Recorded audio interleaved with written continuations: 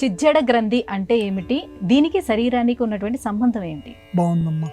అసలు ఆ పేరు చూస్తేనే వామ్మ బాబాయ్ అనిపిస్తుంది. చిత్ జడ గ్రంథి. చిత్ జడ గ్రంథి అంటే ఇది వేరే దాని యొక్క చిరునామా చెప్పండి, శరీరంలో ఏ ప్రదేశంలో ఉందంటే ఇప్పుడు చూడండి, మనస్సు ఎక్కడ ఏ ప్రదేశంలో ఉందంటే చెప్పడం కష్టం. కానీ శంకర భగవత్పాదుల వారు చెప్పారు, మనస్సు అనేది ఎక్కడ ఉంటుంది, మనం తడతడకు స్మరించుకోవాలి, రెండు కళ్ళ మధ్యలో ఉంటుంది.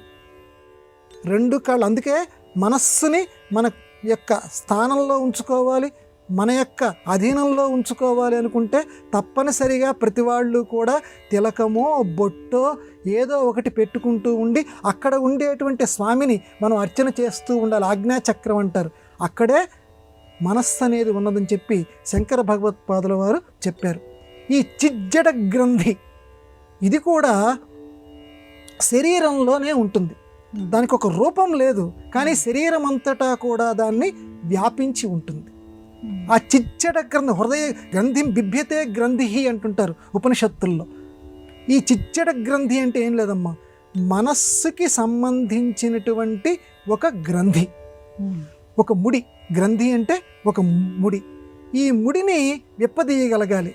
అంటే ఈ మనస్సు ఎప్పటికప్పుడు కూడా ఇష్టం వచ్చినట్లుగా సంచారం చేస్తూ ఉంటుంది, ఒక ముడి పడిపోయి ఉంటుంది, ఒక బంధాలకి తగులుకొని ఉంటుంది, బంధాలకి అనుకూలంగా ఉంటుంది, ఎప్పటికప్పుడు కోరికలతోటి రగిలిపోతూ ఉంటుంది ఈ చిజ్జడ గ్రంథి. అటువంటి ఆ గ్రంథిని అనుకూలంగా మనం మలుచుకోగలగాలి.